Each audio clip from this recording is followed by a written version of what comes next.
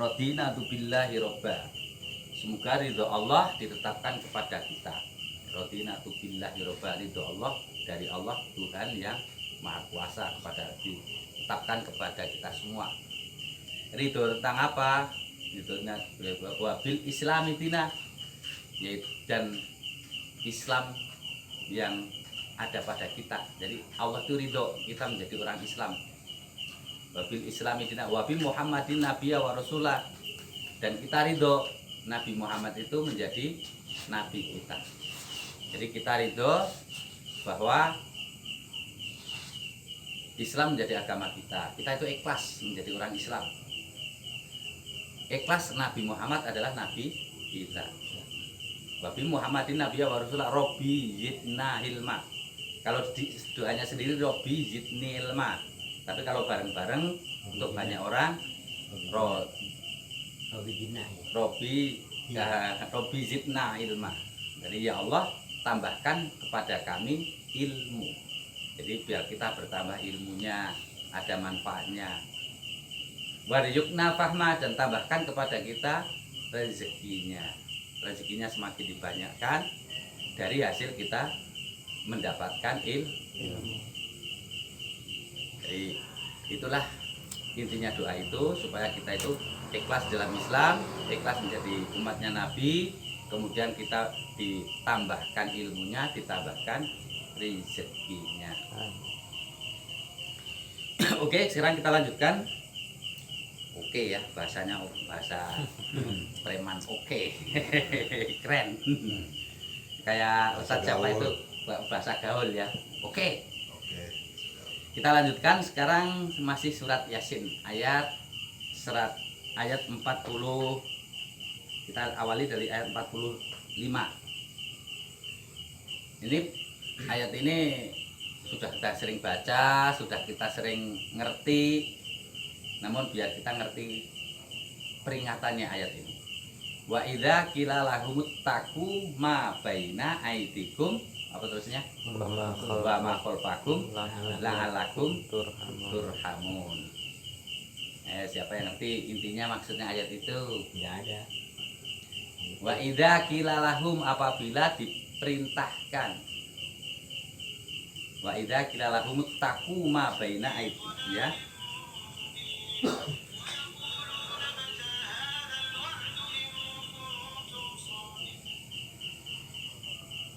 Dan apabila dikatakan kepada mereka, takutlah kamu akan siksa yang di hadapanmu, yaitu di dunia, dan juga siksa yang di akhirat kelak, agar kamu mendapatkan rahmat. Nah ini orang kita itu diperingatkan, takutlah kepada azab yang di hadapanmu. Azab di hadapanmu itu berarti itu masih berlaku di dunia. Jadi azab itu bisa berlaku di dunia. Dan terutama adalah azab di akhirat. Takutlah itu agar kamu menjadi orang yang mendapatkan rahmat. Wa idza qila lahum taqu ma baina aidikum wa ma khalfakum la'allakum turhamun. Takutlah akan azab yang ada di hadapanmu dan azab akhirat, ya, azab yang akan datang yaitu akhirat, agar menjadi beruntung, agar menjadi mendapatkan rahmat. Nah mungkin ada pertanyaan, maksudnya azab di dunia itu seperti apa? Azab di dunia ini, kalau kita mendapatkan azab di dunia itu, ini aja sudah nggak enak, sudah berat, apalagi azab di akhirat. Azab di dunia itu ya sebenarnya kayak sakit, hidup selalu nggak enak, sengsara, susah, keluarganya nggak tenang, itu termasuk azab. Tapi bagi orang-orang yang tidak takut kepada Allah. Nah, tapi kalau semuanya takut, itu didasari dari keimanan. Orang yang takut kepada Allah, insya Allah itu bukan jadi azab, tapi itu adalah menjadi Jadi azab itu ditetapkan kepada siapa? Ini kalau dikisahkan di ayat sebelumnya, azab itu hanya diberikan kepada orang-orang yang kufur. kufur nikmat atau kafir. Nah, orang kafir itu nanti mendapatkannya azab. Di dunia itu sudah mendapatkan azab. Dan orang yang selain orang kafir, orang yang mendapat azab adalah orang yang musyrik, orang yang munafik. Itu akan mendapatkan azab di dunia. Tapi azab itu sebatas dunia itu kalau kita terus sadar dan tobat, azab itu akan berubah menjadi peringatan. Terus kalau orang itu menjadi beriman, tobat, diperbaiki diri, azab itu akan menjadi ampunan. Setelah itu akan mendapatkan rahmat dari ujian itu tadi, dari bentuk sakit maupun dari bentuk ujian atau cobaan yang disebut azab. Tapi kalau kita tidak menyelesaikan yang di dunia ini dengan cara takut kepada Allah dari siksanya neraka, siksanya azab dunia dan siksanya azab akhirat, maka itu akan benar-benar menjadi azab di dunia.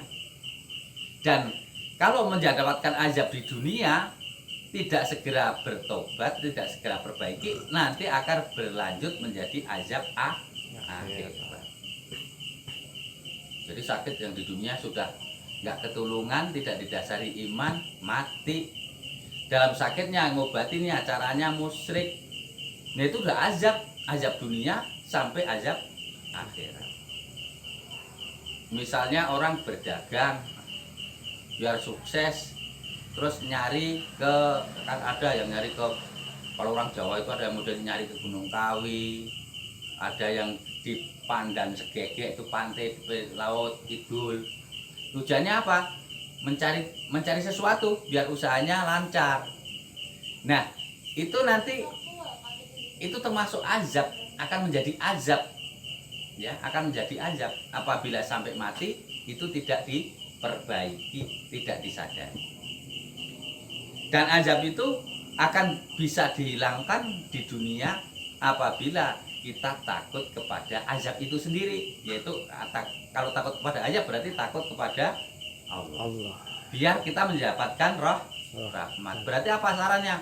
Harus bertobat. Tapi kebanyakan manusia, dikatakan ayat berikutnya, wa ma ta'tihim min ayatin, sebelum ya benar. Wa ma ta'tihim min ayatin min ayati rabbihim ila kanu anha mu'ridin. Dan setiap kali suatu tanda dari tanda-tanda kebesaran itu Tuhan datang kepada mereka, kebesaran Tuhan maksudnya ya, tanda-tanda kebesaran Tuhan, kebesaran Allah datang kepada mereka, mereka selalu mengingkarinya, selalu berpaling darinya. Maksudnya apa? Sebenarnya kita di dunia ini dikasih tanda oleh Allah. Tandanya ya macam-macam kalau kita pada memahami. Tandanya bentuknya azab tadi. Tandanya bentuknya azab, bentuknya ujian, bentuknya cobaan. Dengan melihat tanda-tanda itu, kalau kita tidak segera bertobat, kita tidak segera perbaiki, maka itu akan menjadi orang yang berpaling, atau orang yang di sini dikatakan berpaling dari ketentuan itu. Kalau berpaling berarti sama saja orang itu tidak bisa memahami tentang bagaimana kita takut kepada azab. Kalau ngomongnya sih takut, aku ini dosanya apa ya kok malu nggak hilang-hilang, masalahnya apa ya kok, hanya begitu. Tapi tidak memahami mengapa sih sampai seperti itu, mengapa, ada apa, terus bagaimana, itu tidak dipahami di situ. Jadi setiap kali ada tanda dari Allah untuk diperingatkan, orang itu tidak mau memakainya, justru malah berpaling. Ya, berpaling. Berikutnya, wa idza qila lahum anfiqu mimma razaqakumullahu qala alladziina kafaru lil ladziina amanu anut'imu mallahu yasha'ullahu at'ama in antum illa fi dhalalim mubin. Dan juga apabila dikatakan kepada mereka, infakkan sebagian rezeki yang diberikan Allah kepadamu. orang-orang kafir itu, nah ini kan disebut orang kafir. Orang-orang kafir itu malah berkata kepada orang-orang yang beriman, apakah pantas kami memberi makan? Apakah pantas kami memberi sedekah? Apakah pantas kami memberi infak kepada orang-orang yang jika Allah menghendaki dia akan memberinya makan? Maka jadi justru orang kafir itu kalau suruh sedekah atau masa sih katanya orang beriman, masa katanya orang beriman itu kan Allah sudah beri rezeki, ngapain aku harus beri rezeki kepada mereka gitu? Ngapain harus ngasih sedekah kepada orang? Kan Allah sudah ngatur rezekinya masing-masing, katanya begitu. Jadi gampangannya berkilah untuk tidak mau bersedekah, berkilah untuk tidak mau zakat. Contohnya misalnya dimintain sumbangan masjid, alasan lah itu yang ngurusin masjid kan orang udah kaya-kaya, ngapain saya nyumbang, kan nggak ada gunanya juga. Orang yang nyumbang sudah gede-gede, ya itu seperti itu. Terus misalnya kita ngasih sedekah kepada atau berinfak atau sedekah atau sedekah kepada orang-orang janda, orang-orang yatim, mengatakan, lah itu kan tanggungannya orang-orang yang kaya. Nah itu seperti itu. Tanggungannya orang yang beriman. Mereka kan ditanggung oleh Allah, ngapain kita? Nah itu seperti itu. Itu termasuk orang-orang yang disebut orang yang kufur. Terus dikatakan oleh Allah, inna antum illa fi dhalalim mubin. Sesungguhnya kamu benar-benar dalam kesesatan yang nyata. Jadi kalau kita itu sampai mengatakan, ngapain saya harus sedekah, ngapain saya ngasih, bahkan sampai mengatakan, ngapain saya ngasih orang-orang yang beriman, sementara orang yang beriman itu kan katanya rezekinya udah banyak, katanya Allah sudah menjamin, mereka kan udah yakin, ngapain saya harus ngasih kepada mereka? Nah itu termasuk orang-orang yang sesat.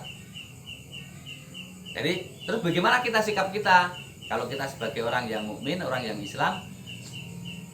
Ya kalau memang kita itu memang tidak sanggup, ya nggak usah berkata bahwa ngapain kita harus sedekah, ngapain kita harus zakat, ngapain kita harus sedekah, ngapain kita harus infak. Jangan. Ya memang kita tidak ada kemampuan, ya sudah, diam saja. Jadi istilahnya itu jangan berkata yang mengatakan bahwa saya ngasih dia itu kan dia sudah orang beriman, kan udah diberi rezekinya oleh Allah, kan ditanggung makannya masing-masing. Nah itu tidak boleh. Kita nggak boleh berkata seperti itu. Dan itu kalau kita sampai berkata seperti itu, kita termasuk orang yang sesat. Wa yaquluna mata hadzal wa'du in kuntum shadiqin. Dan mereka orang-orang kafir berkata, kapan janji hari berbangkit itu terjadi jika kamu memang orang-orang yang benar? Nah itu penantangan orang kafir. Orang kafir itu sok nantang. Nah, kalau kamu memang benar, coba kebenaranmu sampai berapa, turunkan coba ilmumu, kemampuanmu, omonganmu. Nah itu seperti itu. Misalnya kita ngingetin kalau nggak sholat masuk neraka, coba kalau memang bisa tunjukkan nerakanya kayak apa, misalnya seperti itu.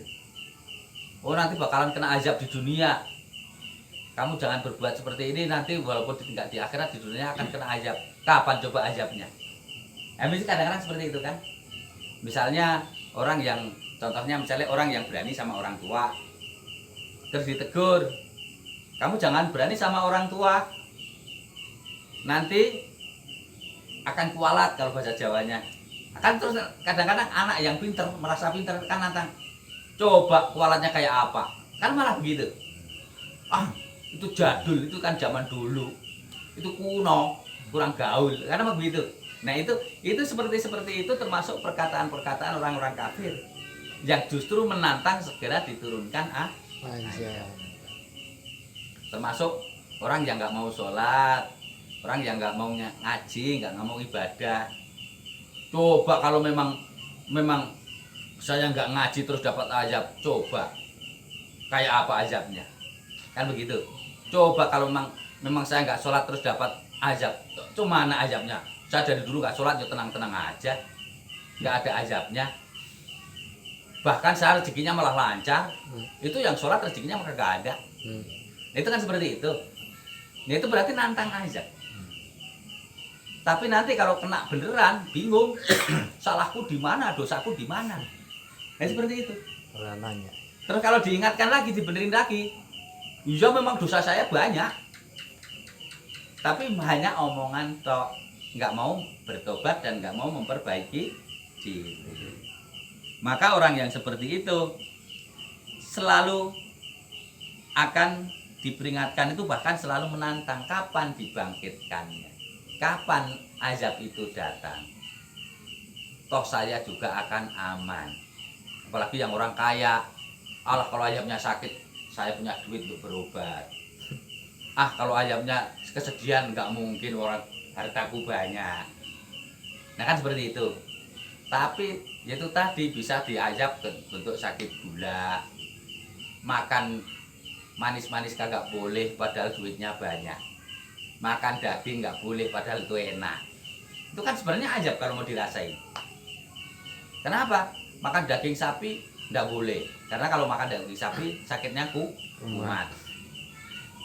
Kalau makan daging kambing apalagi stroke-nya kumat atau darah tingginya kumat. Lah padahal itu kan semuanya halal, kok jadi penyakit? Nah, berarti kan itu menjadi azab. Tapi itu menjadi azab bagi orang yang tidak mau bertobat. Nah kalau mau bertobat ya insya Allah itu akan menjadi peringatan dan akan menjadi ampunan. Terus ini yang menakutkan lagi, kata Allah, ma yang duruna illa sayhatan wahidatan ta'khuduhum wa hum yahisimun.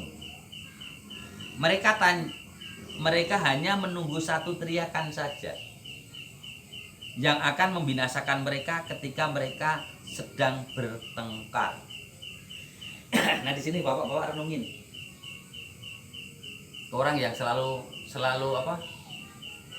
mendustakan ayat Allah, selalu menjauhi perintah Allah dan melanggar larangan, itu nanti akan diawali, untuk azabnya itu akan diawali dengan pertengkaran dengan teman, pertengkaran dengan saudara, pertengkaran dengan keluarga, atau pertengkaran dengan anak dan istri. Akan diawali dari situ. Itu azab itu akan diawali dari situ. Coba bapak-bapak renungin. Ini mohon maaf ya. Kalau orang yang sering terjadi pertengkaran itu misalnya orang yang berebutan ladang, berebutan warisan, berebutan sawah, berebutan istilahnya berebutan tanah dan sebagainya. Lihatin aja tanda-tandanya pertengkaran. Pertengkaran itu akan menyebabkan azab bagi orang-orang yang akan kena azab. Dan itu bisa bapak perhatiin itu. Coba mana ada orang yang selalu bertengkar dalam kebaikan, kan nggak ada. Pasti bertengkar itu diawali dari ketidakpuasan tentang rahmat Allah, tentang yang diberikan Allah. Pasti yang direbut masalah dunia. Bukan untuk bersyukur, tapi pengen menguasai. Nah itu pertengkaran itu akan menyebabkan awalnya azab. Pertengkaran itu akan menyebabkan awalnya azab. Ya contohnya gini aja, misalnya kayak saya sama Pak Lim, awalnya kan ini baik. Nah, terus ada apa? Nanti kan misalnya ada hasutan, Pak Lim dihasut, saya dihasut. Yang saya dihasut tentang Pak Lim, jelek-jelekin Pak Lim. Terus orang itu baik-baikin saya. Terus orang itu datang ke Pak Lim, jelek-jelekin saya, baik-baikin Pak Lim. Terus akhirnya kan biar tujuannya biar saya sama Pak Lim bertengkar. Setelah terjadi pertengkaran itu nanti akan pasti saya sama Pak Lim yang awalnya baik nanti kan akan menjadi jauh, akan menjadi permusuhan. Nah itu sudah menunjukkan azab. Azabnya apa? Seharusnya saat lewat depannya Pak Lim itu enak saja, akhirnya cepet-cepet biar nggak lihat, cepet-cepet melengos atau lari. Nah itu kan mungkin dari sebagian kita ada yang merasakan gitu. Ketemu mereka seolah-olah kayak, Nah itu seperti itu akan menyebabkan azab. Azab apa? Azab berhubungan apa? Azab kekeluargaan, azab sosial, azab sama apa istilahnya sosialitas kita kepada saudara, kepada tetangga dan kepada keluarga. Contohnya misalnya keluarga rebutan warisan. Awalnya sebelum berebutan warisan itu kan baik-baik saja. Wong itu ya satu rahim, satu turunan. Ya kakak beradik kompak. Tapi setelah berebut warisan coba diawali dengan pertengkaran, setelah itu nanti berikutnya jadi jauhan. Bahkan bisa saling bunuh membunuh. Gara-gara apa? Gara-gara pertengkaran tentang warisan. Nah itu bagi orang yang tidak mensyukuri nikmat maka akan diawali dengan pertengkaran. Azab itu akan diawali dengan pertengkaran. Dan ketahuilah bahwa semuanya itu tinggal satu teriakan saja katanya Allah. Satu teriakan saja maka azab itu akan datang. Jadi kalau orang yang menantang kapan sih kalau memang mati itu setelah mati itu ada hitungan di kubur, ada pertanyaan dan sebagainya, ada yang mau tanya seperti itu. Terus kalau orang mati yo enak, orang kalau nggak enak orang mati pasti pulang. Kan ada yang mengatakan begitu. Itu berarti sama saja menantang kapan saya mau mati. Nah itu saya mati juga nggak apa-apa. Toh saya melihat orang-orang yang mati pada didoain, mati pada enak. Nah itu menantang seperti itu. Nah ini sebenarnya tunggu saja. Kalau Allah sudah berkan tinggal narik saja, teriakan saja. Dintakan saja oleh Allah akan mati seketika itu dan binasa dan akan kembali menghadap Tuhannya.